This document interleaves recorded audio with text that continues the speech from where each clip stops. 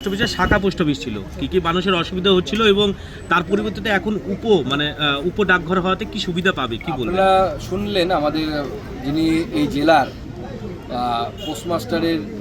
Postmaster আছেন, অর্থাৎ superintendent of post আছেন, তিনি বলেছেন যে এতদিন পর্যন্ত যে ব্রাঞ্চ অফিস ছিল সেটা সাব অফিসে রূপান্তরিত হয়েছে।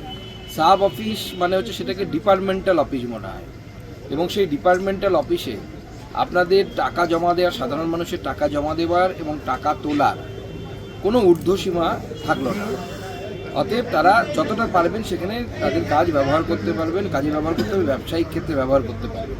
শুধু তাই নয়, এর সাথে সাথে আগামী দিনে আমাদের এসপি সাহেব বললেন, জেলার যিনি অধিকর্তা আছেন আমাদের পোস্ট অফিসের, তিনি বললেন যে আগামী দিনে এখানে আধার সেন্টারও তৈরি হবে এবং আধার কার্ডের সমস্যা থাকলে সেগুলোকে রেকটিফাই এখানে করা হবে। অতএব একটা ফুল ফ্লেজেড, যাকে বা ইংরেজিতে বলে, অর্থাৎ স্বয়ং সম্পূর্ণ একটা আমরা কিন্তু পোস্ট অফিস পেতে চলেছি। এর ফলে এই এলাকাবাসীর অনেক অনেক সুবিধা হবে, বিশেষ করে যারা ব্যবসায়ী মানুষ আছে, যারা প্রতিনিয়ত টাকা তোলা, টাকা জমা দেওয়া তাদের কাজে লাগে, সেক্ষেত্রে অত্যন্ত গুরুত্বপূর্ণ ভূমিকা পালন করবে এই পোস্ট অফিস। আপনি বক্তব্যের মধ্যে বললেন যে আপনি 5টার মতো শাখা করেছেন, আগামী দিনে কি কোনো আরও পরিকল্পনা রয়েছে? অবশ্যই, যদি কোনো জায়গায় পোস্ট অফিসের নিয়ম হচ্ছে, স্ট্যান্ডিং রুল হচ্ছে যে 5 কিলোমিটারের মধ্যে যদি কোনো পোস্ট অফিস না থাকে তাহলে পরে সেখানে ব্রাঞ্চ পোস্ট অফিস বা শাখা পোস্ট অফিস তৈরি করা যায়।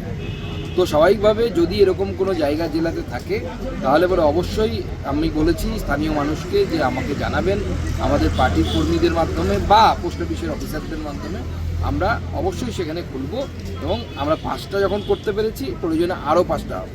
কাল থেকে